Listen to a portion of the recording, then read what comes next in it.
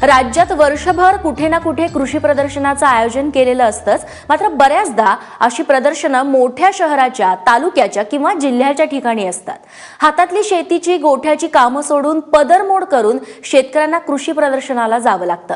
म्हणूनच कळस गावातील तरुणांनी एकत्र येत गावातच कृषी प्रदर्शन भरवण्याचा निर्णय घेतला। सलग दुसऱ्या वर्षी परिसरातील शेतकऱ्यांनी त्याला मोठा प्रतिसादही दिलाय। अहमदनगर जिल्ह्यातील अकोले तालुक्यातलं कळस हे छोटंसं गाव, लोकसंख्या जेमतेम 4000च्या आसपास। या गावातल्या तरुणांनी एकत्र येत राजकारण विरहित संघटना स्थापन केली। यातूनच गावातल्या गावात मोठं कृषी प्रदर्शन भरवण्याचा विचार पुढे आला। इच्छा असूनही ज्या शेतकऱ्यांना आणि ग्राहकांना मोठ्या शहरात जाऊन कृषी प्रदर्शनाचा लाभ घेता येत नाही, त्यांची चांगली सोय झाली। छत्रपती युवा प्रतिष्ठान सामाजिक काम करत असताना समाजामध्ये जीवन जगणाऱ्या प्रत्येक नागरिक या प्रत्येकाच्या उपयोगी पडेल आणि त्याच्यातून प्रत्येकाचं काहीतरी हित साधलं जाईल असा हेतू आमच्या डोळ्यासमोर आला आणि तो काय घेतला पाहिजे।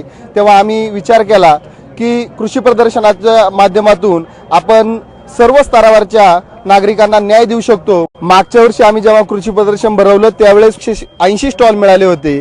त्यावेळेस 72,000 शेतकऱ्यांनी भेट दिली होती। 1,25,00,000ची उलाढाल झाली होती। या प्रदर्शनाचं हे दुसरं वर्ष। गेल्या वर्षी परिसरातल्या शेतकऱ्यांनी चांगला प्रतिसाद दिला। तब्बल 1.25 कोटी रुपयांची उलाढाल झाल्याचं आयोजक सांगतात। त्यामुळे युवकांचा उत्साह वाढला। या वर्षी 2च दिवसात 22,000 शेतकऱ्यांनी भेट दिली। या प्रदर्शनात कृषी विभाग तसेच पशुसंवर्धन विभागानं सहभाग घेतलाय। आपल्याकडे खेडेगावामध्ये सर्वसामान्य लोक असतात, आर्थिक परिस्थितीने नाजूक असतात, दूरवर जाऊ शकत नाहीत। त्यामुळे त्यांना असं खेडेगावामध्ये, ग्रामीण भागामध्ये जे प्रदर्शन भरवलेलं आहे त्यांना अतिशय फायद्याचं ठरलेलं आहे।